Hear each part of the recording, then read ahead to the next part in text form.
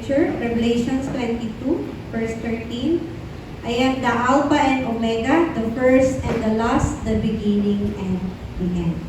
No, ating pong pamagat ay about sa time in the morning. No, last week po, tinuro natin, pinag-aralan natin yung kahalagahan ng oras. Umaga, tanghali, gabi. Pero this time po, mag-focus muna tayo sa morning time. No? Praise God po, no? Ating pong 1 week morning devotion ay naganap dito sa ating church. And nakabukas po tayo sa malalim na panalangin. So this time po, gusto kong i-share sa inyo kung gaano ka-importante yung pagising mo sa umaga. Yung pong morning, hindi lang siya basta umpisa ng araw natin. No, kapag gumising ka, ay, ito na naman. Umpisa na naman. Pero hindi pala po yung pagkila natin sa biblical way. Morning is the starting point of our life.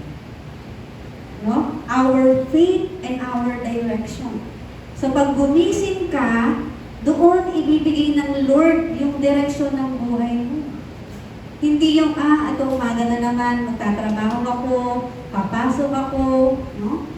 Pero sabi sa salita ng Diyos, this is the starting point ng buhay mo para ma-enjoy kung sino ka ba. No? Kapag yung anak gumising, ang hinahanap niya yung nanay, yung tatay. No? Sinira mo pag gumising yan at wala kami. Mommy, where are you? Daddy, where are you? So nawa, ganun din tayo. When we wake up in the morning, sino yung dapat nating hanapin? Because we are children of God, ang dapat po natin hinahanap ay yung tatay natin, which is God. No? Sabi ng Panginoon, I am the Alpha. Ibig sabihin, God wants to be the first, not the last. No, minsan po kasi sobrang mission natin in the morning, sobrang talagang kulang ang oras natin. And then sa gabi, pagod natin pa tayo. Then doon pala natin maaalala yung Diyos, Lord, grabe yung nangyari sa akin buong araw. But bakit natin, pagbalik na rin po natin, umaga pa lang, unahin na natin yung Diyos. No? Maraming tao nagsasabi, magpe-pray na lang ako kapag may time. Magsisimba na lang ako kapag stable na ako. Magsisimba lang ako kapag, alam niyo po yan, marami tayong reason out sa buhay natin para gawin yung nais ng Diyos. No? Pero sa ating pong point number 1, personal time in the morning. So, no, i-utilize po natin, ako mismo, ano yung buhay ko in the morning. We need to raise the absolute partisan in the morning pa lang. Pag sinabi kong absolute partisan, no, nandun tayo, nararanasan natin yung pag-ilos ng Diyos. Morning prayer is the time to meet God. No, nais natin na makilala, maunawaan, magkaroon ng relasyon sa Panginoon, we need to wake up early and meet God. Morning prayer is the time to heal your soul. If you're not okay, that's the best time for you to pray. Morning prayer is the time to receive direction. Kung feeling mo, parang useless ka ngayon, you're alone, parang walang halaga yung buhay mo, you need to wake up in the morning and meet God. Because God will give you direction. Pag sinabing direction, yung tamang daan. No? Yung tamang gagawin natin the whole day. Morning prayer is the time to save people through prayer. When we pray in the morning, we pray for one people. No, kahit isa lang ipag-pray natin in the morning, then God will use you to save that person. Alam niyo po si Jesus, He prayed early in the morning. Kaya sabi ng Panginoon, sundan natin, yung nais niyang sundan natin, yung yapak niya. Maging sa panalangin early in the morning. Sabi ni David sa Psalms 5:3, in the morning, Lord, you hear my voice. No, kung tayo gusto natin marinig yung voice ng Lord, yung Lord gusto rin niyang marinig yung tinig mo. No? Pangalawa po, things we must change in the morning. May mga bagay po tayong kailangang baguhin. Una po, ang ating consciousness. Start natin yung araw natin sa Panginoon, hindi sa pag-alala. No? Madalas tayo nag-aalala, ganito, ganyan, ang dami nating pag-aalala sa buhay. Pero nais ng Diyos, start the day with God. Na instead na, ano ba mangyayari ngayong araw na to? Ano ba yung ulamin namin? Ano bang gagawin ko sa araw na to? Bakit di po natin sabihin, God is with me today. Sabihin mo nga sa katabi mo, God is with you today. Kaya kailangan natin ng reminder. Kasi nakakalimot po tayo. At ang pagsimba po natin, isa tong reminder para may pangahawakan tayo everyday. Pangalawa po, ano kailangan natin baguhin? Our prayer. Paano po tayo manalangin? Digilan ba tayo ng hingi sa Diyos? No? Sabi dito, ibigay daw natin kahit 10 to 15 minutes. Enough na yun kapag nakafocus tayo. No? Hindi po kailangan ng mahabang panalangin, pero distracted naman tayo. Just focus. Power of focus. Kahit 10 to 15 minutes lang, the Lord will change your life. So, baguhin po natin yung panalangin natin. Pangatlo po, breathing. Yung paghinga natin. That's answer ng Lord sa atin. Nabuhay pa tayo. No? Kaya po dito, gamitin natin yung paghinga natin sa panalangin. Breathe slowly and pray. No? Kaya may natawag tayong inhale, exhale. Yung ilong at bibig natin, may function po yan na dapat natin gamitin ng maayos. Then, when we breathe, we can confess, I believe Jesus is the Christ, the solution to all my problems. Simulan po natin. Ang turo po sa amin ni Pastor Jam, when you breathe, stop ka and then you meditate, I believe Jesus is the Christ, solution to all my problems, and then release. Now, yun, early in the morning, let's practice deep breathing inside prayer. And then, it will calm our mind and open our heart. Na mas manalangin pa. Pang-apat po, ano dapat natin baguhin? In the morning pa lang, our lifestyle, our body. No? So, importante lang, hindi po, porket nandun na tayo sa panalangin, pinabayaan na natin ang sarili natin, importante po ang ating katawan. No? Sabi nga po, sa Biblia, we are the temple of God. So, we need to stretch, we need to walk, we need to exercise. So, ito yung kulang na kulang po sa atin. No? And then, we need to eat wisely. Ayan. So, pati pagkain natin, tinuturo din na yung, even our food, kailangan nakaayos. And then, control what you see. Panglima po, be thankful. Laging magpasalamat. Ito yung mga bagay na dapat nating baguhin. Kung dati, ang panalangin natin ay puro paghingi, bakit baguhin natin na ma-enjoy muna natin yung Panginoon bago tayo humingi? Pangalawang punto po. Kanina po, personal morning. This time, morning for the church. Sabi po sa Acts 1, Acts 3, and Acts 8.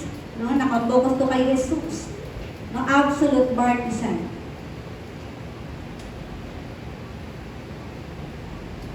Yung Acts 2, ito yung church movement na yung mga tao sa early church, they pray together. They unite in prayer. Kaya ano po yung naranasan nila? Power. Naranasan nila na ma-enjoy si Kristo, and then automatically, naturally, they preach the Word of God. And their life changed. And then through that, community was formed. No? Nagkaroon ng church na nakatuon kay Kristo. The church is a movement led by the Holy Spirit. So, umpisa pa lang, will you pray for our church? So, kung hindi po, idagdag po natin sa panalangin ang ating church. When you pray, no, sa ating church and stay united, doon po makikita natin yung paglago ng church natin, yung answer ng church natin. Acts 3. Pag binasa po natin yan, this is all about healing power. No, pinakita doon kung paano gumaling isang layman in the name of Jesus Christ. Sino pong may sakit dito? Sino nakakaranas ng kalungkutan? Pray in the name of Jesus Christ. And you will be healed. No, yung pong pangalan ni Jesus, meron siyang tunay na kagalingan. Hindi siya in temporary health. Real healing. Totoo po yung paggaling na binibigay sa pangalan ni Jesus. Yung pera po, solusyon. No? Pero, pansamantalang solusyon na. Pero yung pangalan po ni Jesus, ang sinusunod na yung root problem na meron tayo. Kaya importante po na hindi lang basta guminhawa yung buhay natin. Importante po na makalaya tayo sa pagkahawak sa atin ni Satanas. No, dati po nasa kadiliman tayo. Pero dahil kay Jesus, dinala niya tayo sa kaliwanagan. Yun po yung importante. Tunay na kaliwanagan. Hindi po yung masarap na buhay yung kaliwanagan. No? Kaya po, huwag tayong dumipende kung ano yung meron tayo. Dumipende tayo sa Panginoon. And then siya na bahala. Siya na yung responsible. Sabi ng Panginoon, hindi kayo ito patawag eh. Kaya sabi na, when you ask, you will receive. So simula ngayon po, no? Magkaroon tayo ng totoong pagalingan. And then Acts 4, only name. Isang pangalan lang po, no? Kaya sabi ni Peter, he declares, no, yung salvation sa pangalan lang ni Jesus. Wala pong ibang pangalan para tayo ay maligtas. Kaya po sa church, very important ang church kasi tinuturo po sa atin kung paano natin makikilala si Jesus at kung paano tayo magkakaroon ng kaligtasan. No, we must speak the name of Jesus alone. Yun lang po. Wala nang iba. Acts 8, this is the field expansion. No? Witness. Magiging witness tayo ng Panginoon when we go to the field and preach the Word of God. Alam niyo po yung mga tao noong unang panahon sa Biblia, they face persecution. They face problem. They face crisis. Pero alam niyo po, hindi sila nagpatina doon sa mga naranasan nila. Nag-continue sila magbahagi ng salita ng Diyos. No, si Philip, pinreach niya ang mabuting balita sa Samaria. No, hanggang sa Ethiopian eunuch. Si Kristo lang yung pinreach niya. So nawa, ganun din po tayo. God turned crisis into opportunity for evangelism. So, minsan you're not okay. Meron pang dala-dala. But when you talk about Jesus, alam niyo parang ang gaan. Gumagaan. So even your problem, maging opportunity yan para makapagbahagi ka ng salita ng Diyos. Kaya kung akala mo, ay hindi kasi ako perfect eh. Ito po yung buhay ko. But even you're not perfect, God will use you if you allow ng Panginoon na gamitin ka. No, minsan po tayo lang naglilimitahan. Kasi Lord, nadapa na ako kasi ito na yung nangyari sa akin in the past. Tayo po naglilimit para makakilos yung Diyos sa atin. But again po, God turns crisis into opportunity for evangelism. So this is the time. This is the time to save people. At ikaw po yun. Sabihin mo nga sa katabi mo, it's your time. It's your time to save people. Wala kang choice. Ganun ka gagamitin ng Diyos. No?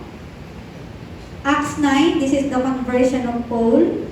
No, si Paul, si Saul, isa siyang persecutor ng mga Kristiyano. Pero when he met Jesus, he became Paul. No?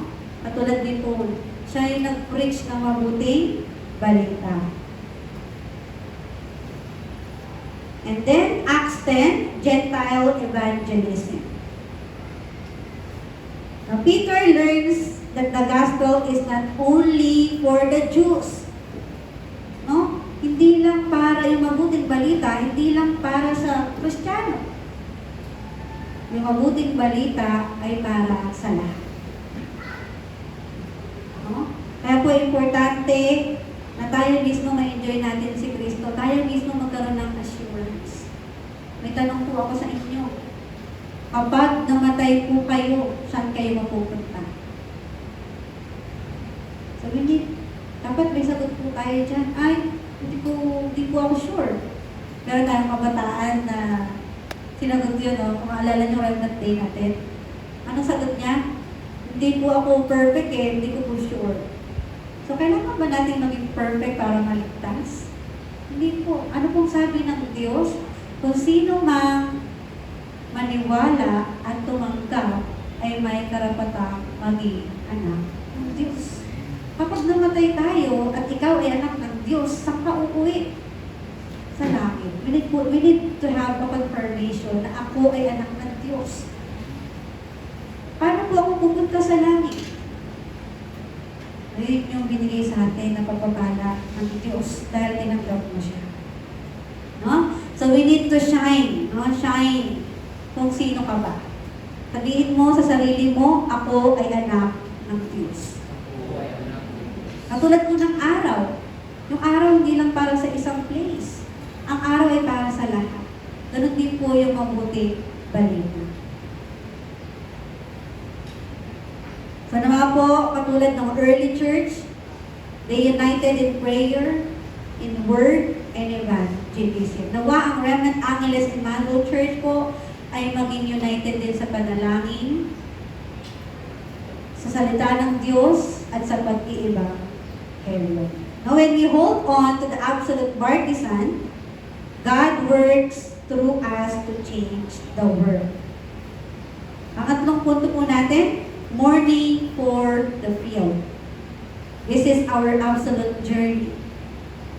No, when we wake up in the morning, we concentrate in prayer, and then when we go out to the field, ano yung field natin? This is our family, this is our workplace, this is our school, this is our neighborhood. Ito yung field natin na tinatawag. So, inihanda ka ng Lord para sa pamilya mo, sa school, no? Kung saan ka nagtatrabaho, hinanda ka ng Lord para doon. And we need to find disciple. Pag sinabi kong disipulo, ito yung mga tao na sumusunod sa Diyos. Kaya ano pong gagawin natin when we go to field? Relay prayer. Relay natin yung salita ng Diyos. Relay natin yung evangelism. And when we go to church, that must be our forum. No, pray for one person every morning. So simula po ngayon, since we have our morning devotion, isulat po natin yung isang tao na gusto mong ipanalangin para maligtas. Pray for one person. Isa lang muna para hindi tayo pressure, hindi tayo ma-stress, no? And then, share one Bible verse or testimony a week. So we have Facebook, we have social media where we can easily send messages. No? Kasi gagamitin ka ng Diyos para magkalakasan ng ibang tao. Kung ala-ala mo, ganyan-ganyan ka lang, hindi po. Ginaranti na ng Lord yung buhay mo, yung future mo. Kaya hindi ka lang basta ikaw yan. No? Basta sumunod lang tayo sa Diyos at siya na ang bahala sa buhay natin. And then, after that, invite one person a month. So yun yung prayer natin. Yun po yung ginawa ng early church. And then, they faithfully focus. Nag-focus lang sila. And for our conclusion po, remember, morning time is the time of healing. Kung gusto mong gumaling, enter into prayer early in the morning pa lang. Sino po ang nagsastruggle gumising ng maaga? Ang hirap pong gumising, lalo ngayon malamig. But again, if you want to be healed, gumising tayo ng maaga at manalangin. Morning time is decision time. So sabi nga po na kapag tahimik, ang best time to pray is early in the morning at saka yung late at night. Yung walang gagambala kayo. And then you can meditate kung ano man yung sitwasyon mo ngayon, you can meditate, you can have decision time early in the morning. And this is the time for a burnout. Yan, sabihin po natin sa katabi natin o sa sarili mo, God, you are first in my life. Kapag si Lord lang po, no? Kagabi po, habang nakahiga ako, iniisip ko yung mga kabataan. Then, naging prayer topic ko na sila. Sabi ko, Lord, kung ano yung pinagdadaanan nila ngayon, kung anong sitwasyon nila ngayon, ikaw yung kumonekta sa kanila. So, minsan ganun, no? Pag may gusto tayo, gusto natin agad-agad matanggap natin.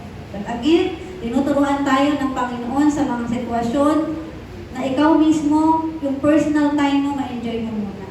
Then, after that, you pray for the church. If you enjoy, si Lord na yung bahala magbigay ng growth sa ating church. Na if you give your morning to God, of course, God will guide our day. Siya nang bahala sa buong araw natin. And then, God will heal your life and God will use you to save others. Ano ako, magliwanag tayo. Makita tayo ng ibang tao na kakaiba ng tao na to.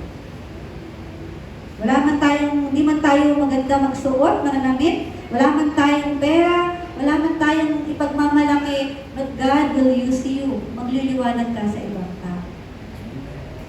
May start with God, live with power, finish with testimony. So nawa po, ini-encourage ko next Sunday, may tatayo dito para magbigay ng testimony how God works sa buhay natin. No? Pinagpapala ko po kayo sa pangalan ni Jesus na mapakita natin na you are important person. No? You are child of God. No? Nawa po ma-utilize natin yung time in the morning. Tayo ba'y manalangin? Muli, Panginoon, salamat sa kasagutan ng aming panalangin, Panginoon. Salamat dahil hinuhubog mo kami araw-araw sa pamamagitan ng panalangin.